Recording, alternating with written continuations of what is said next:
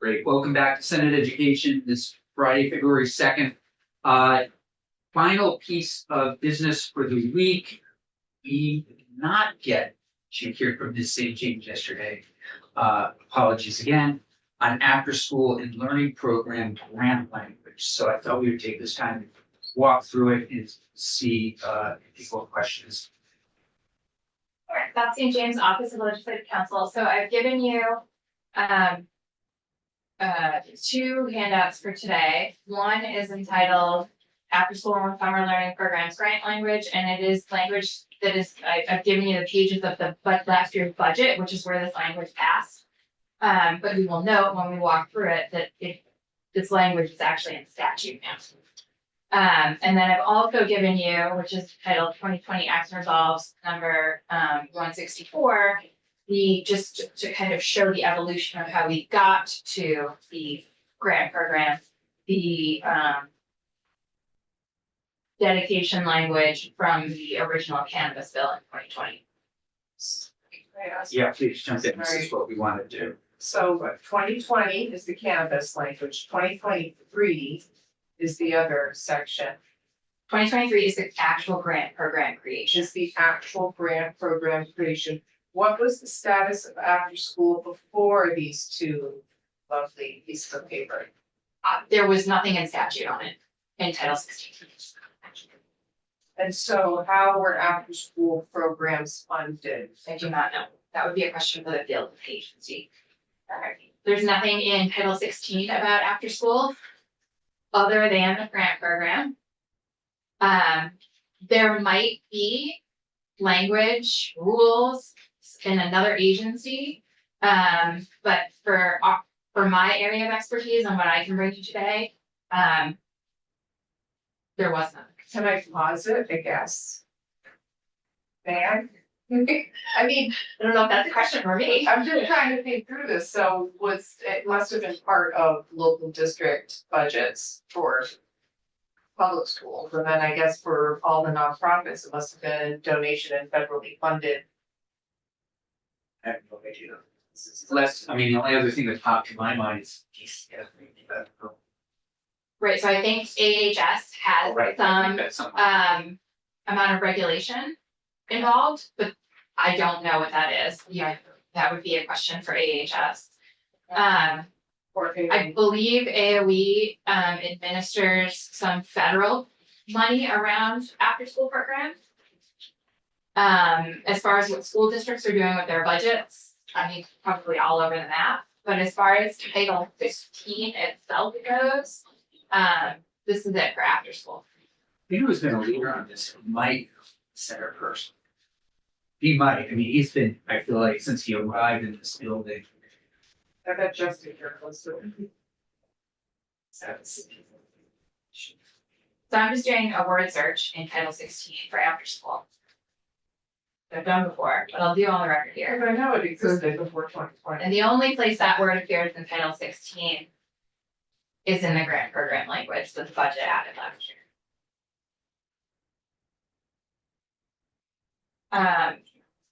So I'll just walk through the grant program language itself. So we're gonna look at Act 78 of 2023, which is the budget from last year. Section E 500.1 adds a brand new section to Title 16. It's section 4018. That number, smack dab in the middle of chapter 133, which is the education funding chapter, which is the last chapter in Title 16. That's significant. We'll get to why.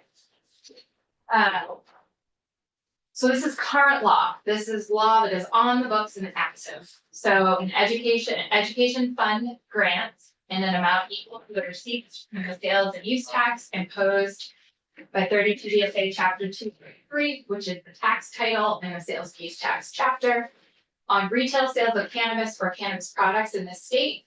Net of any administrative costs shall be used to fund grant programs for the expansion of summer and after school programs with an emphasis on increasing access in underserved areas of the state. Are you all familiar with the makeup of the ed fund and how sales and use tax comes into play. Yeah, I'm sure we've heard it in years. I'd love to, Yeah. I'd love to hear more, So section 4025, but is that I- where we have. do you not have We it? got a copy. Okay. Oh. You should. I can, Oh, yeah, we have,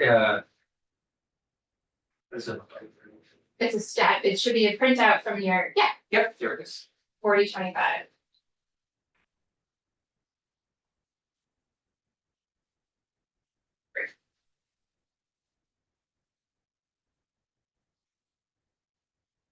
This is state funding. Okay, so this is the education fund section. Thanks. It appears in the same, did everyone look at it? It's okay, keep going, I don't seem to have it. It appears in the same chapter. Obviously, the ed fund appears in the education fund chapter. So it's the same chapter as the after school program. So there's three main subsections. There are three subsections in this statute. The first subsection is what goes into the ed fund. I'm not gonna touch any of it other than to say revenues raised from sales and use tax go directly into the ed fund. Okay? So when you all decided to create the tax and regulate program for cannabis, and you imposed a sales tax on cannabis, that is a sales and use tax that will go directly into the ed fund, and that is what has happened. You can legislate around that, and we can talk about that. But there's no language that I'm aware of anywhere that diverts that money anywhere. So it is all of the sales and use tax that the state is collecting on cannabis is currently automatically going to the ed fund, just like every other sales and use tax that's funded. The second part of this section, subsection B, so the first part is what goes in, and the second part is what comes out. I call it the allowable uses of the ed fund. And so I'm gonna pause there and go back to the language of the after school and summer learning program In the budget. in the budget. So subsection B says that the Secretary of Education shall administer the grant program as follows. Grants shall be used to support a mixed delivery system for after school and summer programming. Eligible recipients can be public, private, or nonprofit organizations. We're gonna move on to the second page there, 243. Good question. Grants may be used for technical assistance, program implementation, program expansion, program sustainability, and related costs. Grants may be used to directly target communities with low existing capacity to serve youth in after-school and summer settings. And the agency can use up to $500,000 for administrative costs, and that could include a subcontract to support the grant program.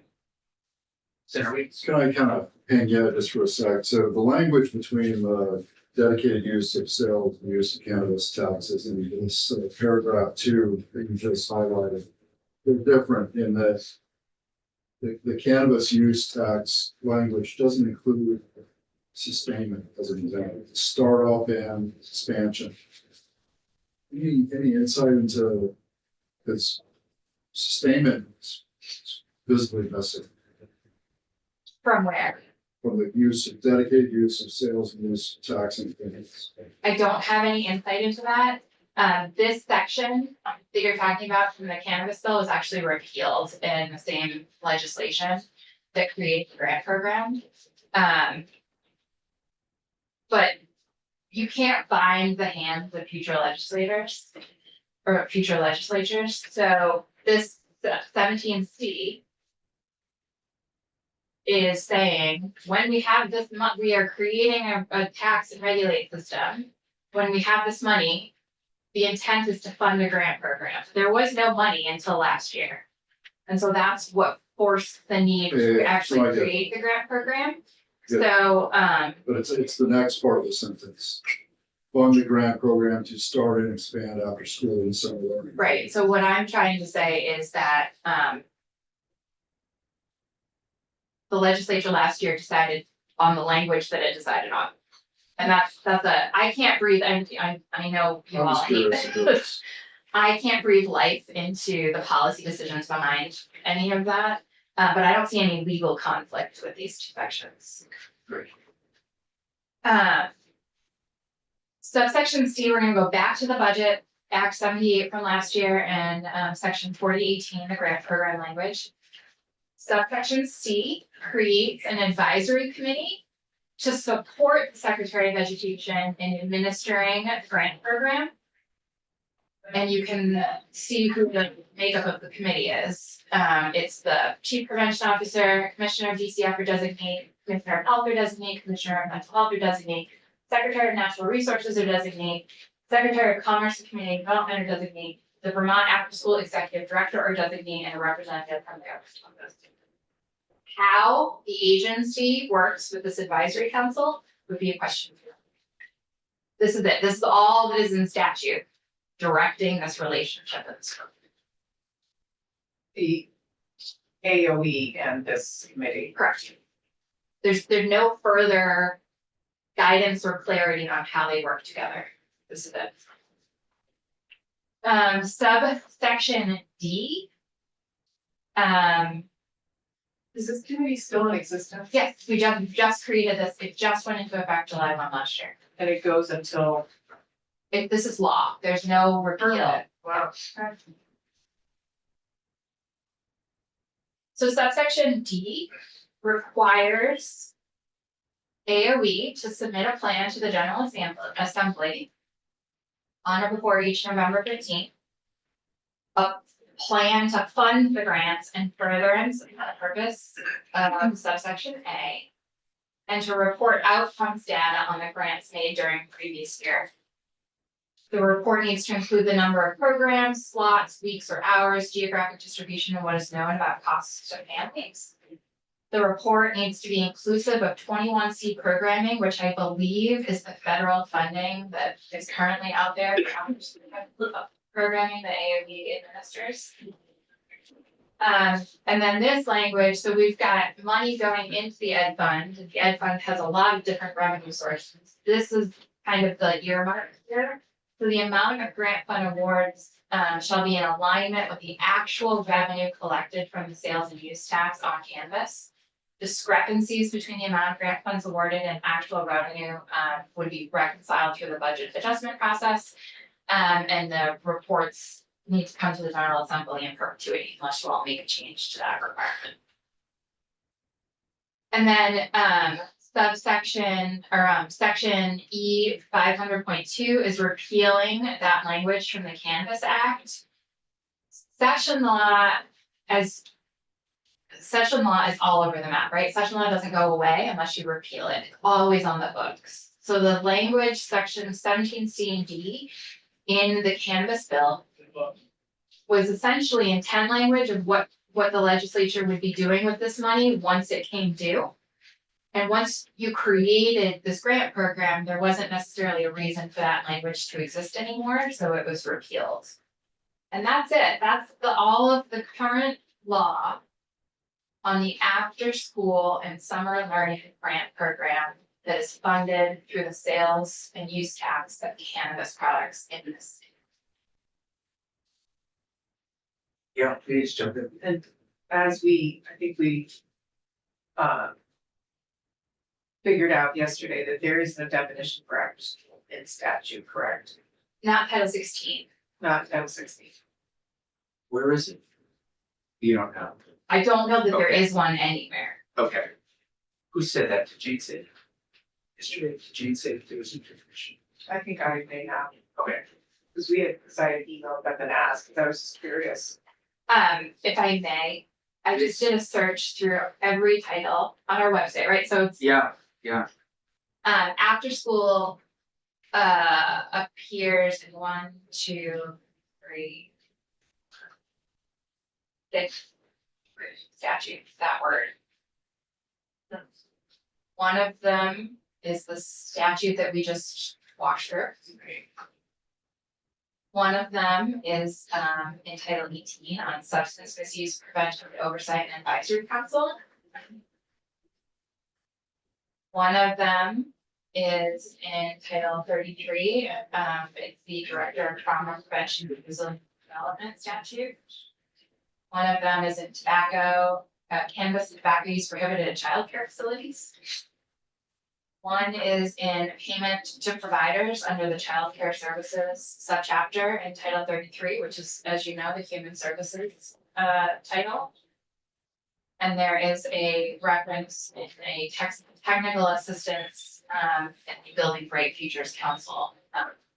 Which is great, that's it for the word after school. Okay, thank you.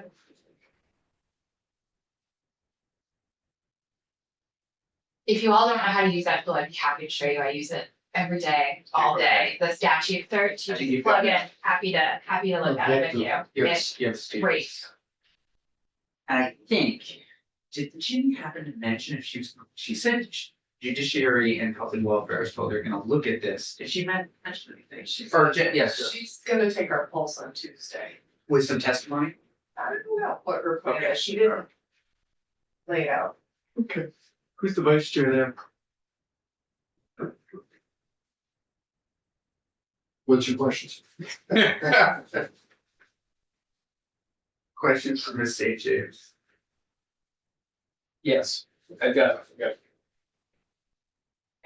Can you just tell me how much money is in the ed fund earmarked for this? No, I am not the numbers person.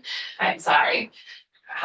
But there is money that's earmarked for the after school program? So I am never going to be able to tell you the actual like accounting books behind the scenes. From the legal language in the statute, all cannabis and sales and use tax is supposed to be youth funding this grant program. And the grant program is required. So the amount of grant funds awarded shall be in alignment with the actual revenue collected. So that's kind of the earmark language.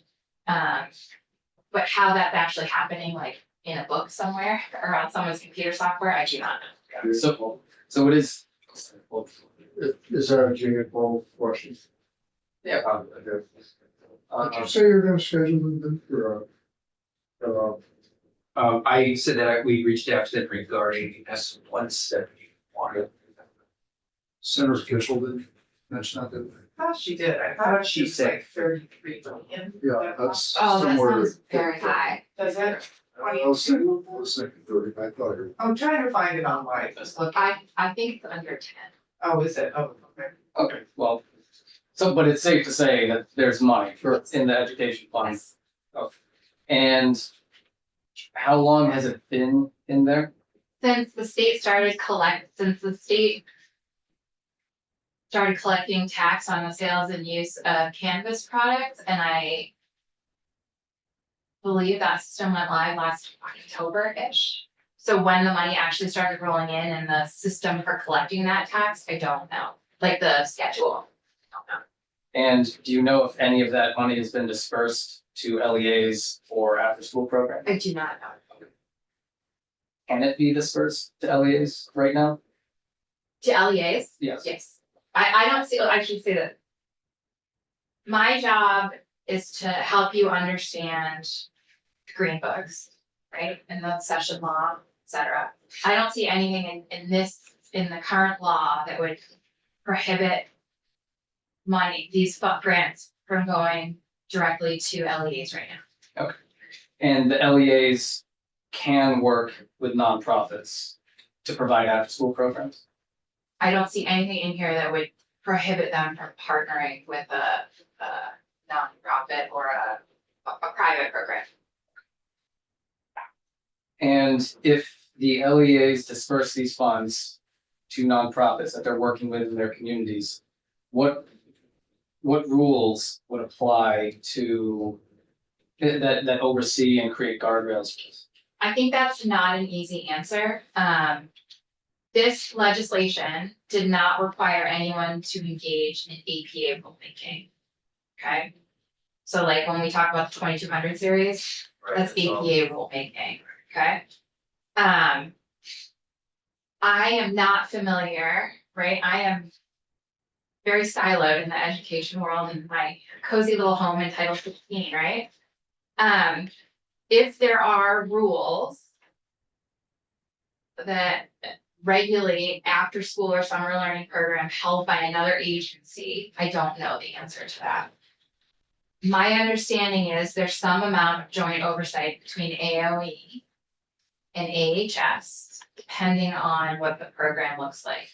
So there may be some rules out there that apply to after school and summer learning programs, but they are not within AOE or the State Board of Education, and this grant program did not trigger any extra rulemaking. Did I answer your question? Yes. Okay. And, I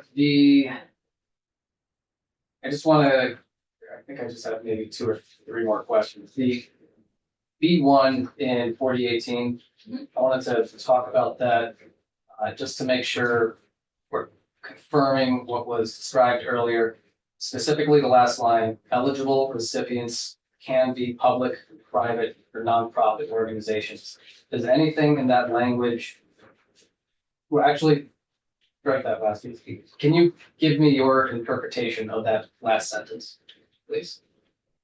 That eligible recipients for the grant money can go to public, private, or nonprofit organizations. And then just the last question. There, on the next page, where it says on or before each November 15th, the Agency of Education shall submit the whole thing, but was any recommendation included in that November 15th report regarding the proposed changes to the BAA? Oh, I don't know. I have not seen, I'm not suggesting that that report doesn't exist, but I have not seen it. Okay, thank you. Sergio? Thank you. It looks like the Cannabis Control Board was projecting roughly 16 million for the cannabis. 60. 16 in the first full fiscal year. Just throwing that out there. For sales and use tax, For cannabis excise tax. that's different than sales and use. Okay. Just, I'm letting folks know that's one Okay.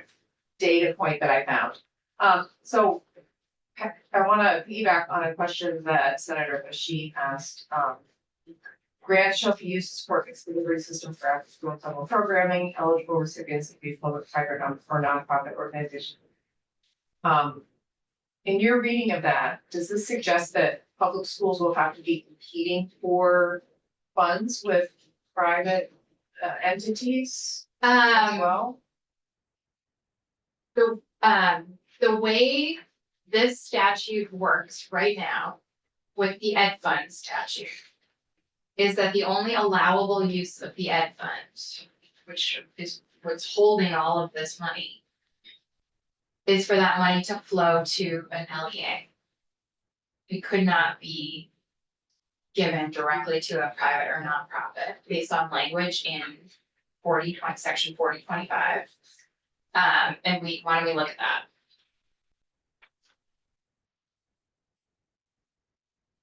That's in one of the handouts. I got Yeah, it. it's the weird one, it's the, we're gonna look The at budget. subsection B, we talked about money in, now we're gonna talk about money out. So subsection B is the allowable uses of the ed fund, and for our purposes today, we're really only gonna look at subdivision 1. Anyway, we can project, I'm not quite sure, but we can project the document. You have it then? Yeah. It looks like it's the one statutes online. I have more copies of it. You want to, but yeah. This is also hard to follow if you're. Yeah, definitely. Done Morgan, can you post a link it. to Or this this is publication. on the That's true. We're gonna get those questions. I think I put it in an email to you, you can go direct link, okay. Yes. So subsection B. Subdivision 1, to make payments to school districts, so this is the monies in the education fund shall be used for the following.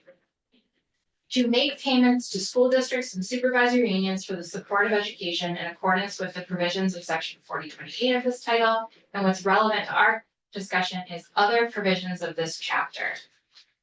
So that's why I was really highlighting that the section 4018, the after-school grant program language, is plunked into this chapter.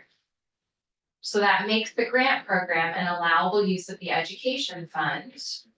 But we have to go back to the first part of that sentence to make payments to school districts and supervisory.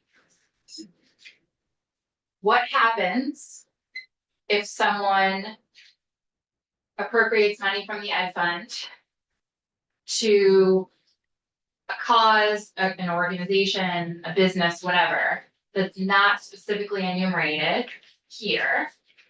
That's subsection D, and that's what I think we were hearing out of Yes, Poison Pill yesterday. Yeah. So upon withdrawal of funds from the education fund for any purpose other than those authorized by this section, the property tax is repealed.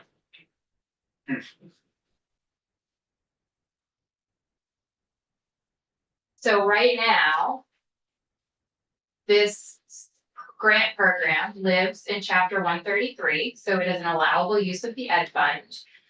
But the money would have to flow to the school districts and supervisory union. If there were changes made to the law to allow money to flow directly to private organizations, then yes, Senator Kulik, I think that would be a question for AOE on how they're structuring that grant program. But if it's a competitive grant program, then everyone's competing. Yes, thank you.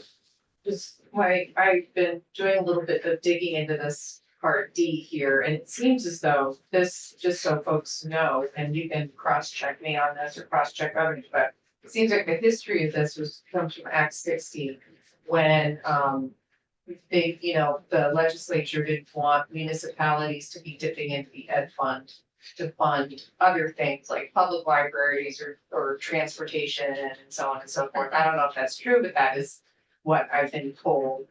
That's why I'm interested in this issue too. Maybe There was a connection to Act 60, I thought, but I could be looking at center first. This whole statute was created in Act 60. Okay. And what? There have been many amendments over the years. Right. Can you speak to us, what does it mean, like, that chapter 135 education property tax is repealed? What is, can you explain to us? The effect of that would be the state would not collect property taxes. If it happens once, the whole state would no longer collect property taxes. I don't know how that would actually play out.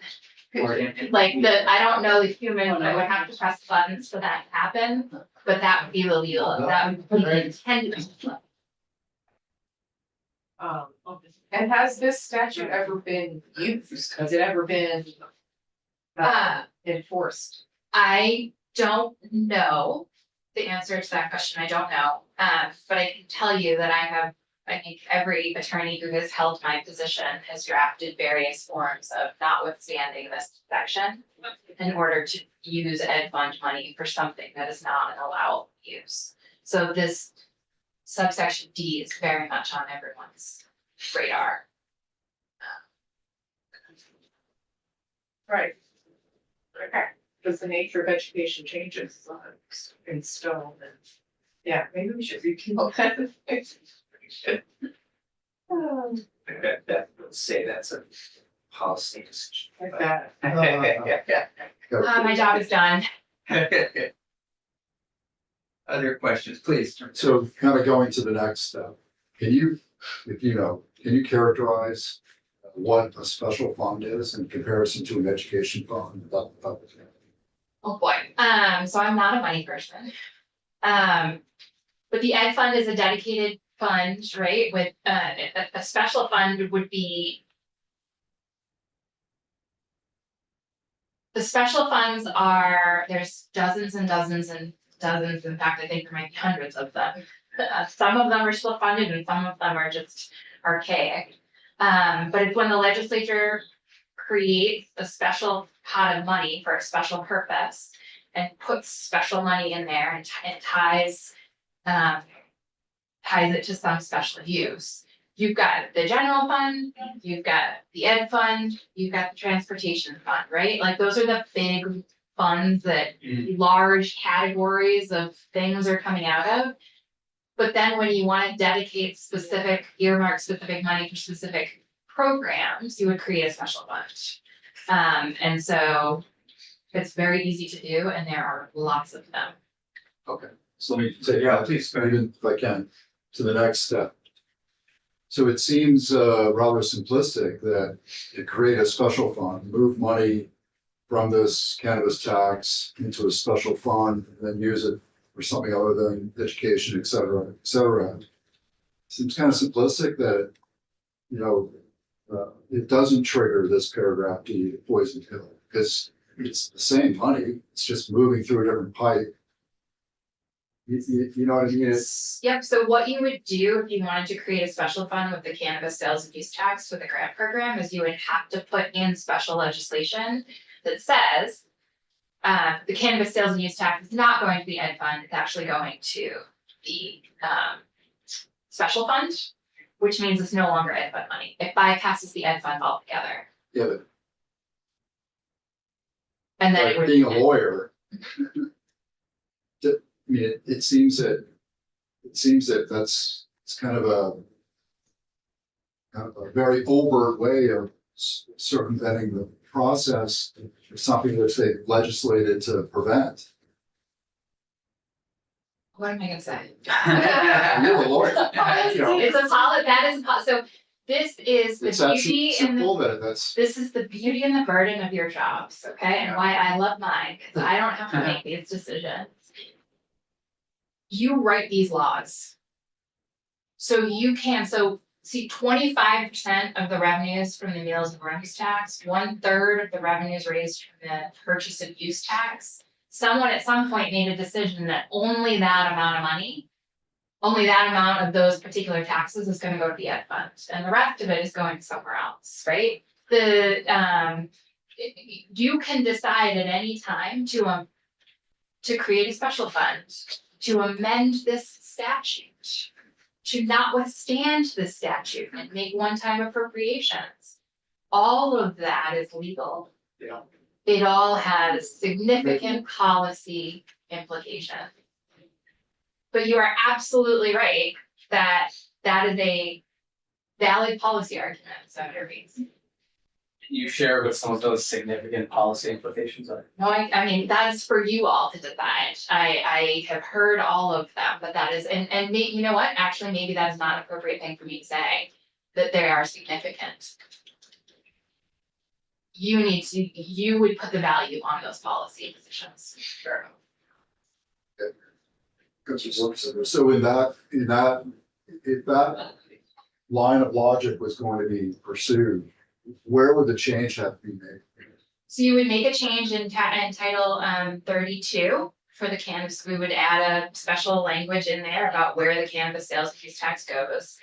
We would create special fund language. I would highly recommend that we move the grant program language out of this chapter. So we keep it clean with just ed fund language, and we just plunk it somewhere else in Title 16 along with the special fund language. Is that what Senator Kitchell is proposing? I don't know. You don't know, okay. Who manages that committee as attorney? If we have questions, yeah, They don't have a They don't dedicated have a attorney, dedicated- it's subject matter attorneys, so I would follow this language. you would follow. This would be me. Okay, Can we do it this year? no, this is all connected to the budget adjustment, We're gonna do it this week. yeah, that's what we're thinking. Let me put it this way, JFO writes the budget, the PAA. Okay, so we did have some questions over the weekend as we're sort of thinking about this stuff. Anybody, it used to be Stephanie that we would write to and say, hey, got a question about this, or. Emily Byrne? Oh, Stephanie, I mean, Hannah is their new Stephanie. Which one is this? No, it's not, I don't know, let I me get know- back to you, let me find out. And I can always email James, we can all email James if you have questions. And I say that just to say, Ledge Council doesn't always know when language goes into the PA or the budget. we can always be asked to prep language for the subject matter committees or our probes. But it's entirely possible that language from the administration or JFO goes directly into the budget without going through like council. Got it, yeah, please. So I think I'm confused. So you mentioned earlier that this money can be dispersed now to LEAs and public schools to use for after-school programs with nonprofits, correct? I don't see anything in the statute itself that would prevent that. So I guess I'm not clear as to why there would need to be a special fund to distribute funds that can currently be distributed. Do you have any thoughts on that? Yeah, well, I'll give you just my observation. Rather uninformed, but I'm listening to people around me. And that's that there's a tension between the LEAs, the nonprofits, and the privates. So if you funnel all money into one entity of those three, it's tension that, you know, the other two may lose out. That's my analysis, very simple. Funnel all the money where? To the LEAs. So you funnel it all to the LEAs, which looks like you can do now. And they all agreed yesterday that that's entirely possible. Problem is the tension between the three entities, the LEAs, the nonprofits, and the privates, that potentially, if you funnel all the money to the LEAs, that the other two lose out. That's the challenge, How would they lose out? because the LEAs may hold it tight, right? They're the purse holders. So are you suggesting that the LEAs would get the grants and then not distribute it to nonprofits and the aftercare, after-school programs? Something to that effect. Why would they do that? I'm just sharing the tension. He's sharing the tension. I I don't have a dog in the fight. Yeah. Right? I'm just listening to all this swirl around me, trying to digest. it. That's how I digest. it. So special fund, correct me if I'm wrong, because No, it sounds- this is not new to me.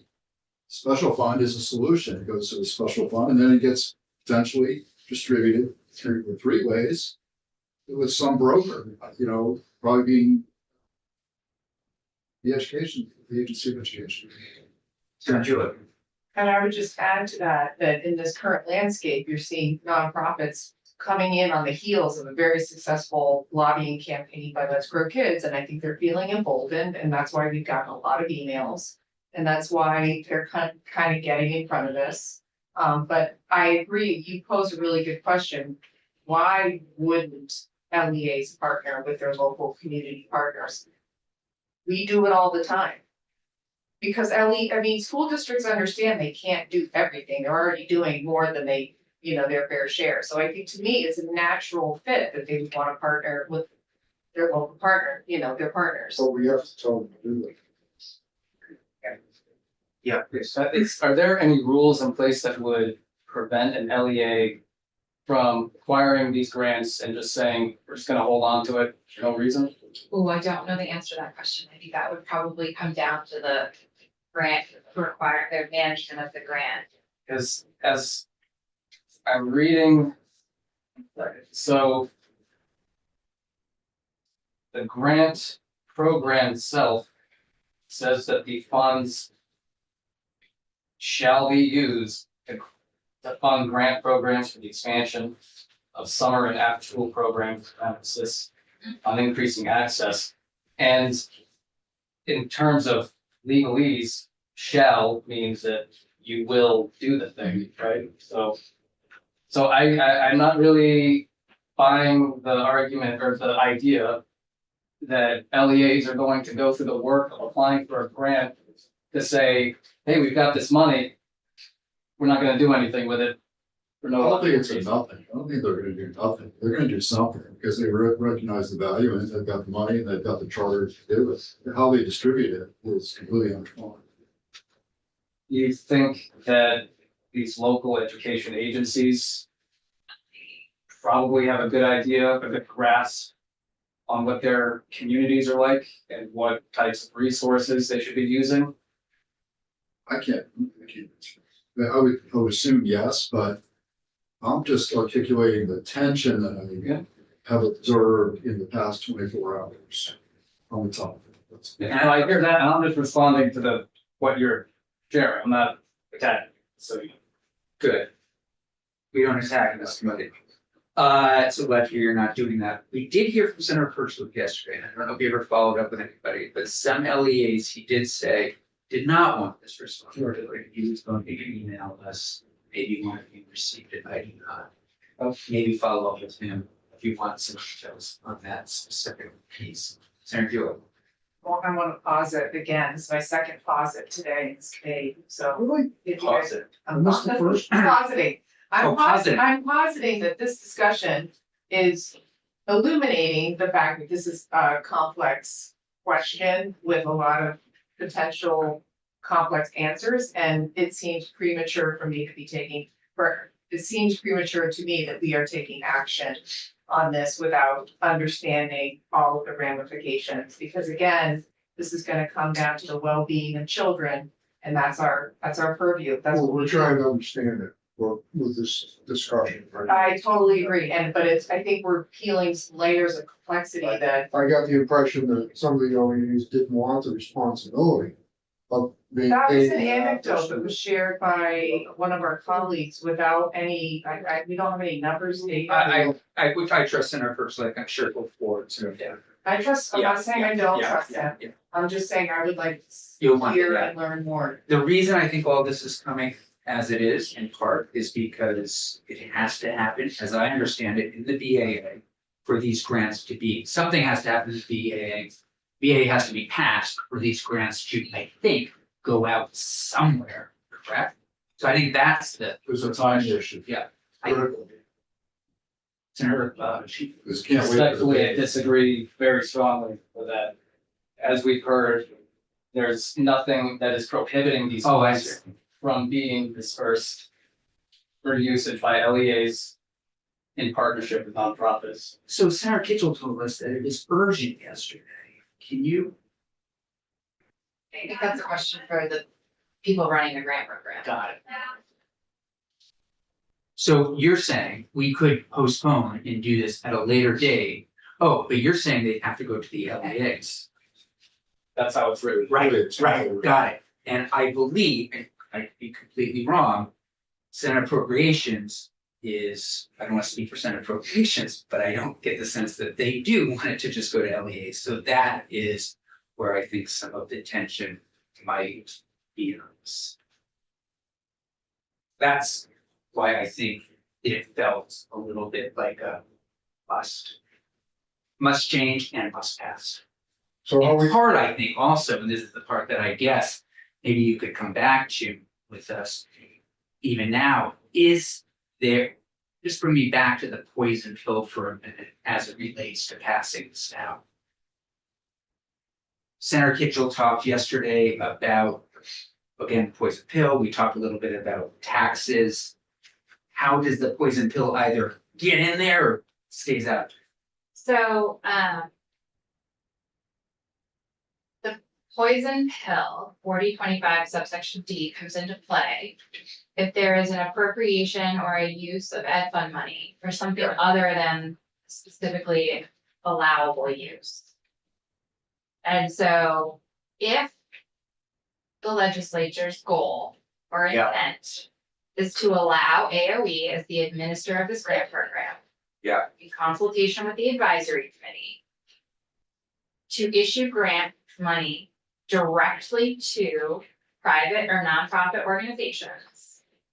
If they did that today, that could trigger the poison pill.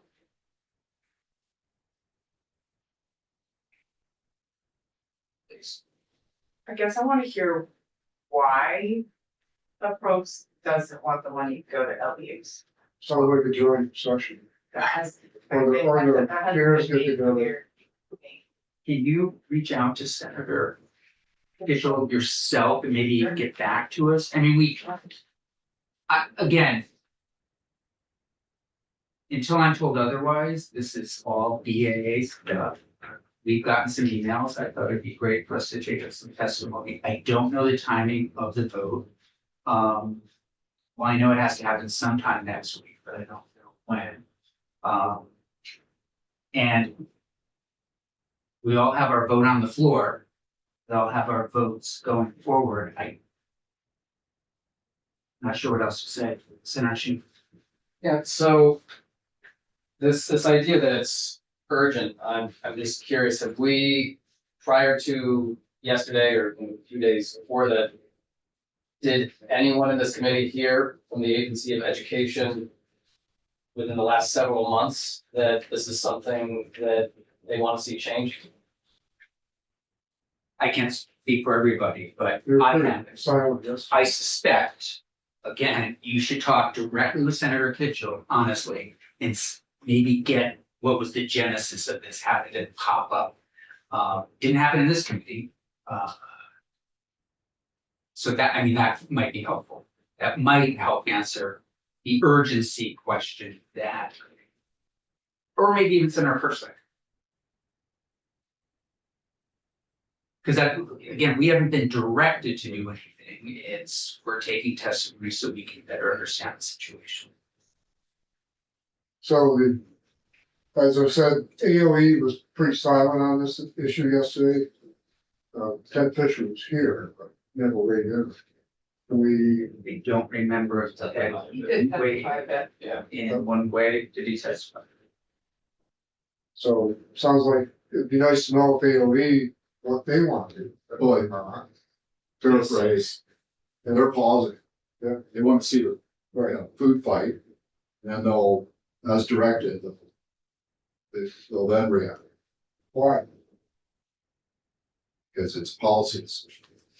I mean, in a way, I'm thinking about this like Right. anything that's happening in another committee. In some ways, if it's judiciary, if it's something else, it is happening at least in another committee. I would weigh in directly and talk directly to the chair of appropriations if you have specific questions. I know you guys are gonna take it up next week a little bit. I think Sears is taking it up a little bit next week. At least that was the plan. I mean, I'm out of answers. Oh, I would just reiterate, to make this a simple money issue, it seems very disingenuous. It seems like it's much more complicated than that, and But who's being disingenuous? well, that's a good question, because no one has explained to me why it seems like it's a personal preference of that committee that they want the money to go in a certain direction.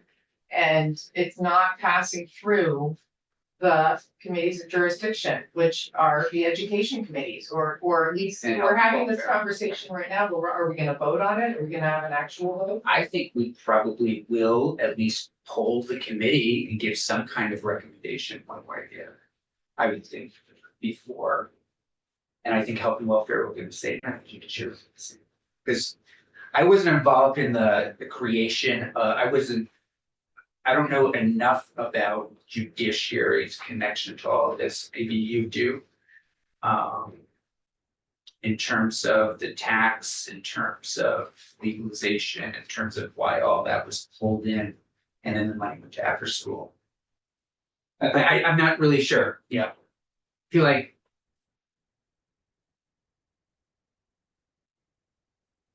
I think this is a little bit above my pay grade. I would talk to maybe the pro tem's office and others who have concerns. We can continue to talk about this as long as people want. I think appropriations is gonna take a vote in the next several days, one way or the other. Whether we take a position or not. Did we ask Senator Perchlik and Kitchell to come in? Yes. We did. Well, we asked Senator Kitchell, and she was going to come with Senator Persnick and Senator Lyons, because I guess they were more involved with this. We didn't really know about it, so we didn't have time to prepare, Right, just FYI. Yeah, I don't know what to tell you. It popped up. You were copied on the email that we're gonna have the minutes, and that's it. Any other questions for St. James? Thank you. Thank you, everybody. Seems like it's a heavy topic. I would encourage you to reach out to probes specifically, because I feel like that's where decision-making power is really lying right now. That's